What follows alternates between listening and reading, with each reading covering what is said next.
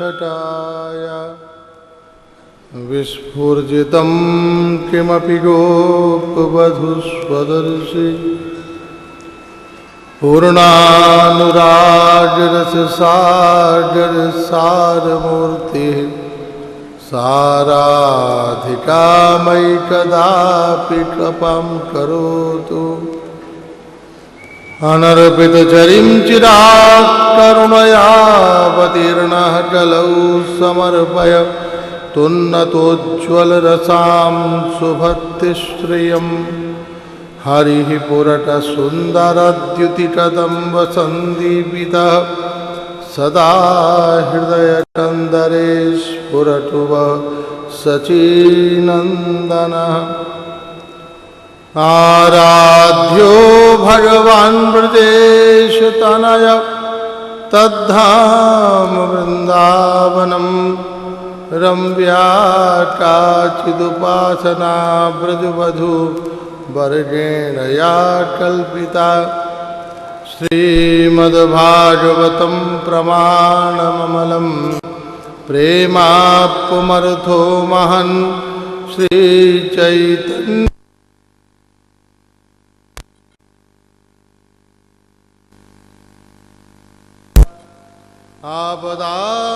आपदामपहर्तारं दातारं सर्वसम्प्रदान् लोकाभिरामं श्रीरामं भूयो भूयो नमाम्यहम्।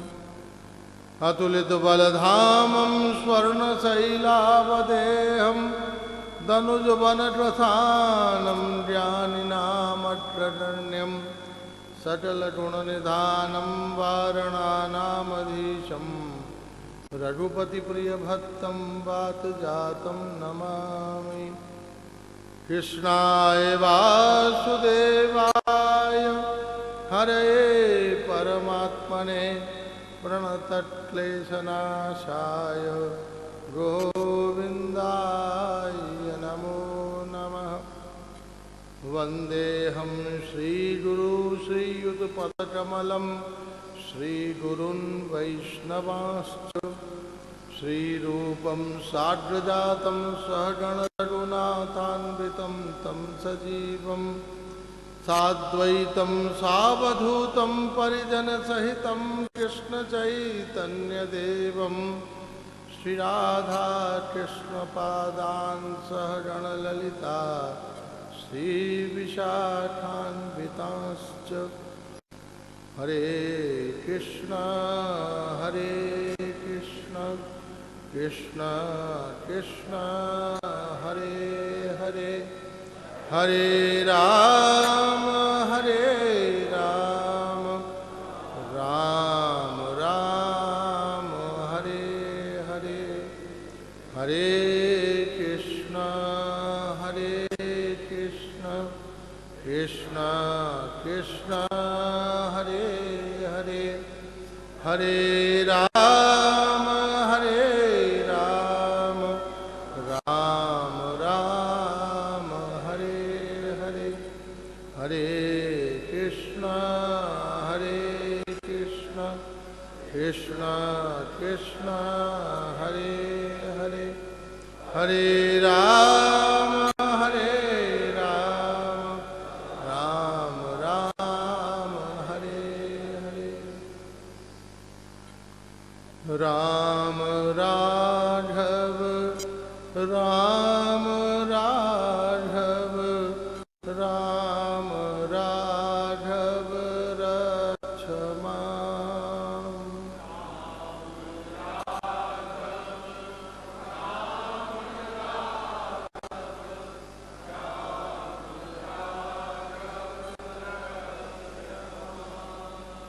कृष्ण केशव कृष्ण केशव कृष्ण केशव पाहि माम्।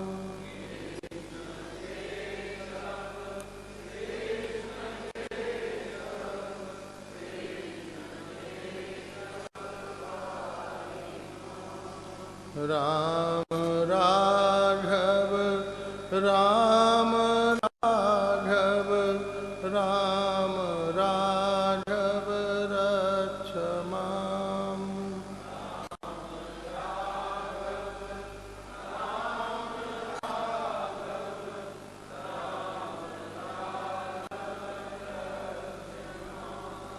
कृष्ण केशव कृष्ण केशव कृष्ण केशव पाहि माम्।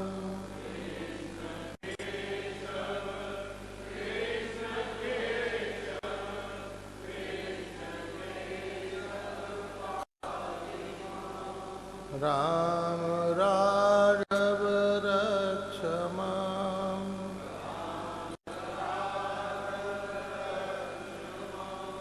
कृष्ण केशव पाहि माम्।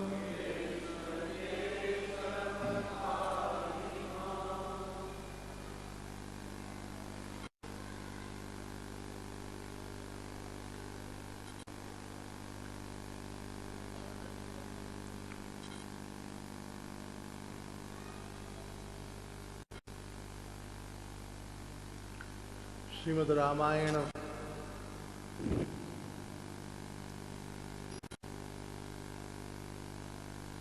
का जो वास्तविक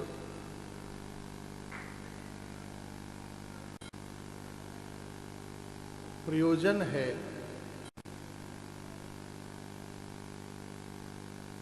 कि मानव मात्र के हृदय में भगवान का वह नैसर्गिक जो प्रेम है, अनुराग है, इसको खत्म करो, वह प्रकट हो, प्रकाशित हो और हम वास्तव में भगवत तथ्य को और भगवत स्वरूप का साक्षात्कार कर सके। इसलिए श्रीमदाह वाल्मीकि रामायण, रामायण शब्द संबोधन वास्तव में एक जीवन का सार्वभौम समाधान है। जीवन में सबसे बड़ी अनिवार्यता, सबसे बड़ी अपेक्षा हमें एक उत्तम समाधान की प्राप्ति हो। और जिस दिन मनुष्य के जीवन में वह उत्तम मंडल में समाधान प्राप्त हो जाते हैं, उस दिन वास्तव में अपने जीवन में वो एक अनिर्वचनीय आध्यात्मिक आनंद का अनुभव करता है। और जब तक उसे जीवन में उन नैसर्गिक समाधानों की प्राप्ति नहीं होती, तब तक वह वस्तुतः व्यवहारों में, लोटाचारों में, लोट प्रकृति और लोट प्रवृत्ति में समाविष्ट होकर वास्तव में जीवन के द्वंद्वों में और व्यवहारों में आबद्ध रहता है, डूबा हुआ रहता है। इसलिए इंद्रियों का, बुद्धि का, व्यवहार का, लोट संग का, लोट समाधान जीवन में प्राप्त हो, उपलब्ध हो, ये जीवन की एक नैसर्गिक अनिवार्यता है, जीवन की नैसर्गिक पूर्णता है, श्रेष्ठता है।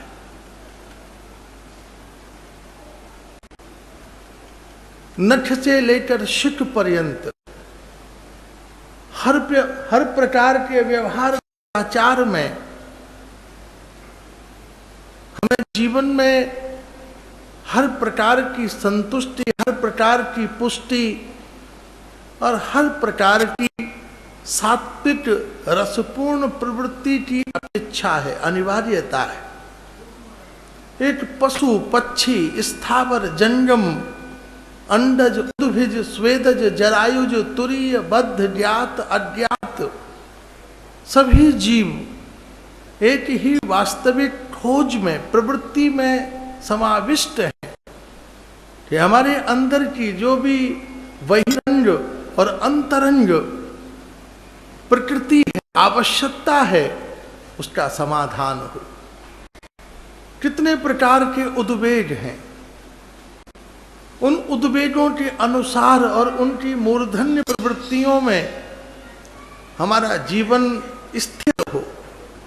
हम भोजन करते हैं, सबसे पहले समाधान है क्षुधा का। उठने से लेके सोने तक हम भोजन के प्रति आकृष्ट हैं, उस भोजन से हमारी क्षुधा की निवृत्ति हो। आवश्यकता केवल इतनी है, लेकिन ये छोटी सी प्रकृति प्रवृत्ति भी कितनी गहन है, गंभीर है। हमारी भूख मिट जाए ये बड़ी बात नहीं है, बड़ी बात है वास्तव में उसका नैसर्गिक संपोषण हो। केवल पेट भरकर अंदर से एक इंडिकेशन आ जाना, ऑर्डर आ जाना कि बस अब अलम विषय पूर्ण हुआ, समाप्त हुआ, हम जीवन की उस श्रेष्ठता को, जीवन की उस महत्वता को समझ सकें, जान सकें, उसकी प्रकृति का समीचीन समाधान हो, ये पूर्ण नहीं है। उसकी नैसर्गिक प्रकृति पूर्ण हो।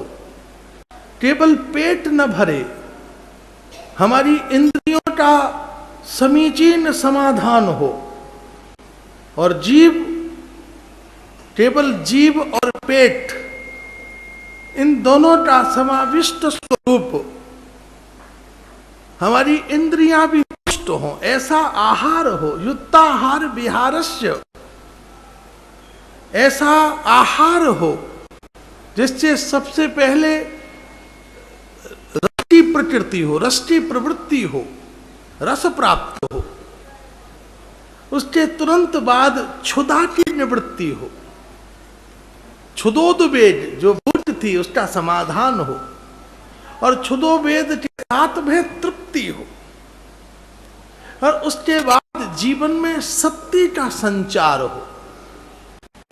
जीव को रस मिल गया, लेकिन जब भोजन पेट में पहुंचा तो एसिडिटी होने लगी, गैस होने लगी, जलन होने लगी, वह उत्तम आहार नहीं है। और उसके बाद फिर शरीर में विकार पैदा हुए, रोग पैदा हुए। जहर खाते समय भी इतनी असुविधा नहीं होती, उसकी जब प्रभाव वो जब रक्त में मिलता है और हमारा स्वास्थ्य बिगड़ता है, तो हम उसके प्रभाव को, उसके परिणाम को जानते हैं। इसलिए जीवन में रस प्राप्त हो, जीवन में संतुष्टि प्राप्त हो, और जीवन में सत्य प्राप्त हो, और उससे भी आगे बढ़ें तो जीवन में मुक्ति प्राप्त हो, और उससे भी श्रेष्ठ है कि जीवन में भक्ति प्राप्त हो। इसलिए यह पंच सोपान है जीवन की, हर प्रकार का जीवन। हम 10 इंद्रियों से जो भी कर रहे हैं, सबसे पहले रस चाहते हैं, संतुष्टि चाहते हैं, लेकिन परिणाम में नीरसता है, परिणाम में असंतुष्टि है, परिणाम में रोग और राग है। जहां मुक्ति होनी चाहिए वहां आसक्ति और बंधन है, जहां भक्ति होनी चाहिए वहां कलह और जन्म और मरण का आवेग व्याप्त हो रहा है। इसलिए श्रेष्ठ रस कौन सा है? जिसका आस्वादन करते समय जीवन की गहनतम प्रवृत्ति का समावेश हो। जीभ पर आते ही हमें रस मिले। कैसा रस? जो हमें भक्ति की ओर ले जाता हो, जो हमें सत्य की ओर ले जाता हो, जो हमें संसार की प्रवृत्ति नहीं निवृत्ति की ओर ले जाता हो।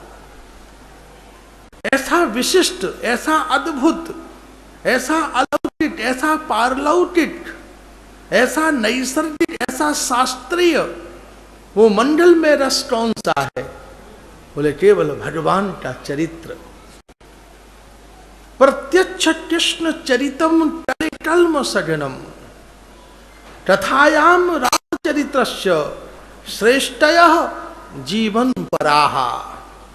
भगवान श्री राम का वो श्रेष्ठतम चरित्र जिसको सुनकर आप कोर्स में जाइए, यूनिवर्सिटी में जाइए, कॉलेज में जाइए, जितनी भी ह्यूमैनिटी है, आर्ट साइड के सब्जेक्ट हैं, फिलॉसफी है, साइकोलॉजी है, संस्कृत है, हिस्ट्री है, इन सारे सब्जेक्टों का वेस्ट क्या है? स्टोरीज, कथाएं, सिद्धांत बहुत कम है, कथाओं की प्रवृत्ति ज्यादा है।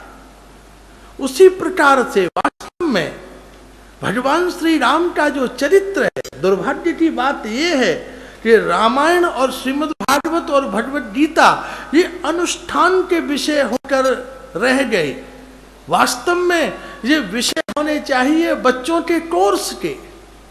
जब बच्चे 5 साल के 6 साल के हों, पूरी भागवत पढ़ा दी जाए। 1 वर्ष का कोर्स है, पूरा 1 साल में श्रीमद् भागवत, फिर उसकी पीएचडी तो 100 साल में भी नहीं की जा सकती, लेकिन उसकी 5 साल से लेकर 7 साल तक 2 साल में संपूर्ण श्रीमद् भागवत, संपूर्ण वाल्मीकि रामायण, श्रीमद् भगवत गीता, श्री चैतन्य चरितामृत, यदि इसका समीचीन रूप से अध्ययन करा दिया जाए तो निश्चित रूप से हमारे समाज में श्रेष्ठ महापुरुषों का जन्म होगा। जो युवक वो फिर कहीं जाए, वो बैंक का क्लर्क हो, वो पुलिस में हो, वो भी किसी कंपनी में हो, वो टेलीफोन डिपार्टमेंट में हो, इनकम टैक्स में हो, वो आर्मी में हो, वो जनरल बिजनेसमैन हो, वो माताएं जिन्होंने ये अध्ययन किया हो, वो हाउस वाइफ हो अथवा ऑफिसर्स हो, लेकिन हम देखेंगे कि वह अपने स्थान पर इतनी कमिटेड हैं, अपने स्थान पर इतनी फेयर हैं, जस्टिस से भरी हुई हैं कि हमारा सारा समाज और हमारा सारा जीवन एक विशुद्ध आध्यात्मिक वातावरण से ओतप्रोत हो जाएगा। आज आवश्यकता है कि आदमी जहां खड़ा है अपने आप में कमिटेड है कि नहीं, आपका कमिटमेंट क्या है, आपकी ऑनेस्टी क्या है, और उस ऑनेस्टी और कमिटमेंट के साथ आपकी हॉस्पिटैलिटी कैसी है, आपके अंदर वास्तव में ह्यूमैनिटी है कि नहीं। और यदि यह क्वालिटीज हमारे शरीर में, हमारे समाज में, हमारे परिवार में, हमारे देश के लोगों में आ जाए तो हम वास्तव में ये सोने की चिड़िया कही जाती थी, जहां पेड़ों पर सोने की चिड़ियाएं उड़ती थीं, जहां पर संत चलते थे, हर व्यक्ति अपने आप में विश्वास था, जिससे बात करो 10, 5, 20, 25, 50 श्लोक उसे याद थे, माताएं झाड़ू लगाती हुई मंत्र बोलती थी, सब्जी वाले महाराज संस्कृत में सब्जी बेचा करते थे। केवल भाषा की बात नहीं है, उनका संस्कार, उनका चरित्र, उनका तेज, उनका व्यक्तित्व, उनका सेटिस्फैक्शन, उनके जीवन का संतोष इतना बृहद और अद्भुत था, जिससे हमारा समाज एक अपूर्व आनंद के रूप में, आर्यावर्त के रूप में पहचाना जाता था, जाना जाता था। 300 साल गोरे इस देश में नहीं रहे। इस देश में रहकर उन्होंने क्या क्या पाया, कहाँ था उनके पास खान पान और सारी बातों की बातें। अगर हम पुराने उस परिवेश में प्रवेश करें, लुटेरे आए थे मंगोलिया से और उन्होंने दिल्ली को राजधानी बना लिया। इस देश अपने ऊपर ही पानी पे पानी डाले जा रहे हैं, कहाँ चढ़ाऊं, सब जगह भोलेनाथ पे चढ़ाया, पीपल पे चढ़ाया, वो सांप के छेद में डाले आया, अब भी लोटे में पानी पड़ा है, बोले अपनी खोपड़ी पे डाल ले वो पानी, कहाँ डाले। 5 साल के 35-40 साल के हो गए भैया, अब सुखी हो, बोले महाराज जैसे तैसे बेटा हुआ, अच्छा चलो 35 साल में बेटा मिल गया, अब सुखी हो। बोले महाराज अब तो जिम्मेदारी और बड़ी हो गई, अब तो इसको पढ़ाना है उस स्कूल में जिसमें पड़ोसी का बेटा पढ़ता है, उससे कम स्कूल में चला गया तो नाक कट जाएगी, हम सुपड़ खा के भाई हो जाएंगे। जैसे तैसे पढ़ पढ़ा के बेटा 60 साल का, हम 60 साल के हुए, बेटा हुआ 25 साल का, अब भाई सुखी हो। बोले अब ये यूनिवर्सिटी टॉप कर ले, अब इसकी भी बहू आ जाए, अब उसका भी नाती पोता हो जाए। हम 90 साल के हो गए, फिर भी मुड़ हिला के सामने देख रहे हैं। कोई पूछ रहा है खाना खाओगे, अब बुढ़ा आदमी तो वैसे ही सिर हिलाता है, उसने सिर हिलाया, बहू बोली मना कर रहे हैं नहीं खाएंगे, और वो कह रहा है नहीं भाई खाऊंगा, और हिलाने लगा, बोले कह रहे हैं कल भी नहीं खाऊंगा, वो और हिलाने लगा, बोले वो इन्होंने प्रतिज्ञा ही कर ली अब खाऊंगा ही नहीं मैं जीवन भर कभी। क्या दशा हो गई, हम हाँ करना चाहते हैं, खोपड़ी ना कर रही है। और फिर भी जोशी को हाथ दिखा रहे हैं, अरे भैया आप एस्ट्रोलॉजर हो, पंडित जी जरा हमारा भविष्य बताना। बोले वहाँ ऊपर जाना है, यही भविष्य है तुम्हारा वाला। और कौन सा भविष्य है? क्या जिंदगी सामने से बह रही है, बहुत सीधी साधी, बहुत क्लियर। किसी ग्रंथ की, किसी विद्या की, किसी ज्ञान की जरूरत नहीं है। हजारों दृष्टांत हमारे बराबर में बैठे हुए हैं। हम एक दूसरे को देख लें, तेने क्या पाया, मैंने क्या पाया। जिंदगी बहुत सीधी साधी है, लेकिन कभी कभी आदमी जटिल बातों को समझ लेता है, जिंदगी को नहीं समझ पाता। सीधी साधी बातें उसे समझ में नहीं आती। इसलिए बस इस शरीर को पूरा करने में ही हम इसको, आप घर की रंग कराओ, सफेदी कराओ, हर साल उसका इंटीरियर डेकोरेशन बदलो, लेकिन हम ये नहीं समझते कि इस घर में रहना कितने दिन है, हमारी स्थिति क्या है। हम हर साल घर का, कोई किराए के मकान का हर साल का इंटीरियर डेकोरेशन चेंज कराता है। बोले नहीं, किराए के मकान पे जैसे हो वैसे रह लो, लेकिन जिस लिए इस शहर में आए हो वो काम पूरा कर लो, क्योंकि वो काम पूरा ना हुआ तो हमें मकान छोड़ना पड़ेगा। तुम भी ये समझ लो, ये जो किराए का मकान मिला है, इतना भी पुरुष कर लेना, पेस्ट कर लेना, जुल्फे बना लेना, कपड़े बदल लेना, लेकिन ये डिस्पोजल है। जैसे चाय पी के ग्लास फेंक देते हो, एक दिन भोट करके ये टाल भी तुम्हें फेंक देगा। तेरे मेरी कंधियों पर जो कहते हैं कि तुम्हारे बिना रातें सूनी हो जाती हैं, वो एक रात तुम्हें रखने को तैयार ना होंगे। ये बेटा आता रहेगा, घर से स्मशान में इंतजार कर लेंगे, बंद करो एसी। महाराज एयर कंडीशन कमरे में भी कोई न रखेगा, बाहर ले जाओ, आंगन में रखना।